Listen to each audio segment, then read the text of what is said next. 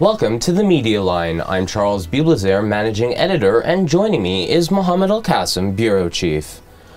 Today's topic, the talk of the town, the Israeli elections. According to the Elections Committee, right now 90% of the votes have been counted, and Benny Gantz's blue and white list is leading Prime Minister Binyamin Netanyahu's Likud by 1 mandate, although things could change. Thereafter, we have the joint Arab list at 13 mandates, Israel Beitenu at 9, Shas at 9, UTJ at 8, Yamina at 7, Labor Gesher at 6, and the Democratic Union at 5. Mohammed, there's been a lot of talk over the last 24 hours about Avigdor Lieberman being the so-called kingmaker, given that neither Benny Gantz nor Binyamin Netanyahu has a clear path towards forming a majority coalition. That's correct, and I think now he is more needed, or desperately needed, I should even say, than any other party here in Israel, or even political personality. The Arab Joint List won't join in any government coalition unless some of his demands are met. And we have information that Benny Gantz from the Blue and White Party has been in touch with the Joint List leader Ayman Odeh, but nothing has come out of what their conversation has been, whether today or in the last 24 hours. And that's why Avigdor Lieberman knows extremely well that he is desperately needed, and he holds the key to forming either a coalition government or even a national government because of his 8 or 9 seats or mandates that his party holds at this point. True. There are a couple of alternate possibilities, however, moving forward. Firstly, it doesn't appear as though, even with the joint Arab list, that Gantz would be able to cross that 61 seat threshold needed to form a coalition, and I believe that's why last night he really emphasized the fact on creating a unity government. We actually have a soundbite. You were at Blue and White election headquarters last night. Let's take a quick look. According to the results we have at the moment, it looks like the citizens for the second time have given us their backing. More than 1 million Israelis decided to say no to discrimination and division, yes to unity. On the opposite end of the spectrum, there's Netanyahu. And he does appear to have 2 separate paths towards forming a majority, either with Avigdor Lieberman's Israel Beitenu, which would put him well across the threshold, but what people aren't really talking about is the Labor Gesher party. Labor traditionally has been on the left. They joined with a right-of-center party ahead of the election, and Labor leader Amir Peretz based much of his campaign on the fact that he had created the Iron Dome anti-missile defense system. So many construe that as him trying to position himself as potential defense minister under Netanyahu. And if Labor Gesher would join the so-called natural political parties of both the right and the left, which we are talking about generally in terms of forming coalitions, this would be from the outside coming in.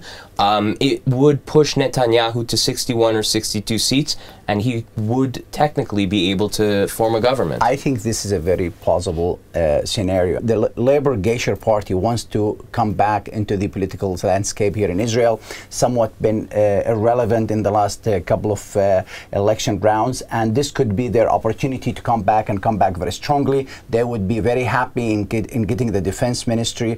This is a tough position, and Amir Peretz can very well say that he has the experience behind him to do this, this job and to carry on this responsibility. And this is something that could save actually Netanyahu from trying to give Avigdor Lieberman this position, which he has in the past, but they have both clashed a number of times on many issues of how to deal with Gaza and how to deal with other issues. So this could be actually a scenario that maybe not a whole lot of people talking about, Charles, but we're talking about it here, and I think it's very plausible. I think it's Prime Minister Netanyahu could very well be in communication already with Labour Gesher Party, trying to see if there is an opportunity where they can meet in the middle. Those 6 seats, give and take, from Labour Party can mean either do or die for Netanyahu in terms of career, and he's definitely going to entertain this scenario.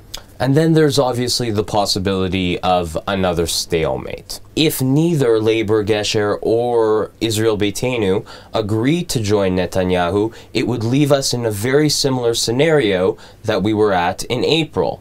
In that particular case, people are suggesting that Likud could force out Netanyahu, create a national unity government with blue and white that incorporates both Israel Beitenu and Labour Gesher, because they would be the ones to have blocked Netanyahu from forming a coalition, and then things could spiral totally out of control. This is another scenario that we've heard last night when we were at the Blue and White headquarters in Tel Aviv. Many people said in order for Blue and White to join in a national unity government with Lieberman, Israel Beitenu, as well as the Likud, Netanyahu must be out of the picture. And there are some forces within the Likud party, Charles, that would like to see Netanyahu out, and this could be the way for them to push him out in order for the Likud to stay in power. They can provide a new personality, someone different than Netanyahu, someone who could lead the party into the future.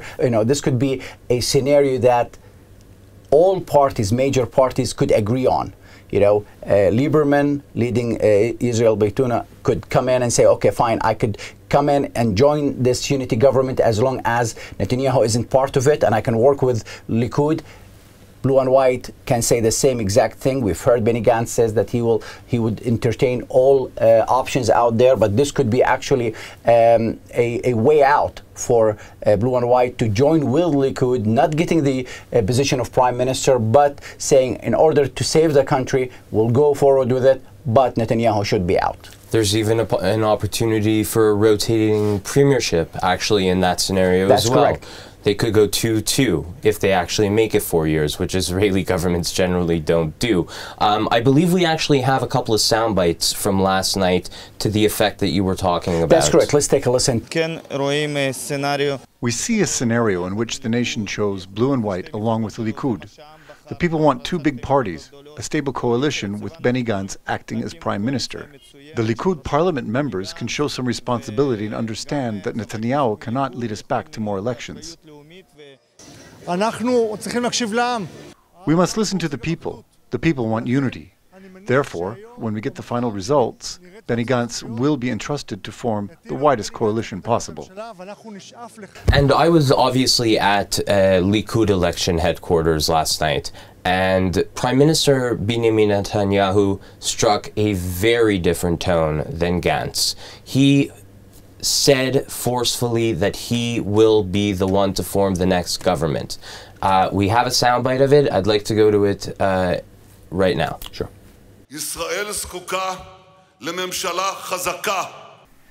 Israel needs a strong, stable, and Zionist government.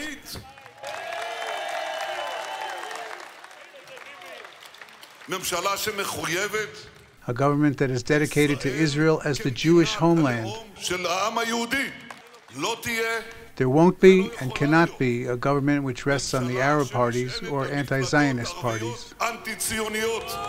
And Charles, I wouldn't expect Prime Minister Netanyahu to say anything other than what we just heard from him. He had to sound upbeat. He had to sound that he is the statesman that he has been for the last 10 plus years in charge of the government here in Israel, and he had to sound that way. However, something interestingly that I heard at the headquarters, Blue and White, last night or early this morning, I should say, that Benny Gantz very early this morning, very early, very early, that Benny Gantz did not really declare victory. He did not come out this time saying that we won and we will form the next government. He came out thanking his supporters and basically saying that we will work with all parties to form a government. It's interesting because I did speak to a Likud parliamentarian last night, and she left open the door for forming a unity government, which was somewhat surprising given Netanyahu's speech thereafter. It's Israeli politics. Everything's on the table.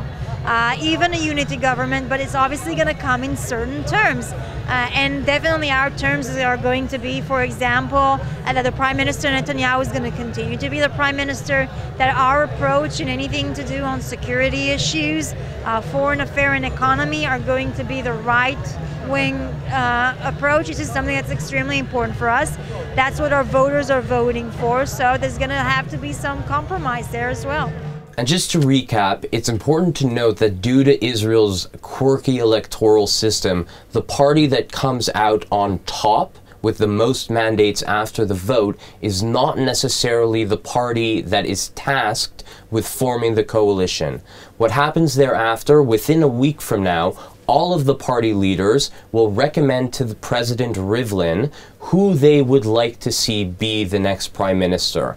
And based on those recommendations, Rivlin will task the individual he sees most likely to form the next government. And the fact of the matter is the election's over, but things are just really getting started. This is just the beginning. Just the beginning, and it's gonna get a lot more exciting, I guess. Trying to see how parties will work together and who will be the next prime minister here in Israel. We know that U.S. President Donald Trump, in a way, he came out camping for Prime Minister Netanyahu. He said he'd love to see him stay as head of the government here in Israel, to continue working with him, whether on the rolling out of the long-awaited Mideast peace plan by President Trump and other issues. I mean, let's not forget that there are other issues here in the region that Israel, the U.S. and other regional players are involved in, among them Iran, Syria, and that's why it's been very critical to see who's going to come out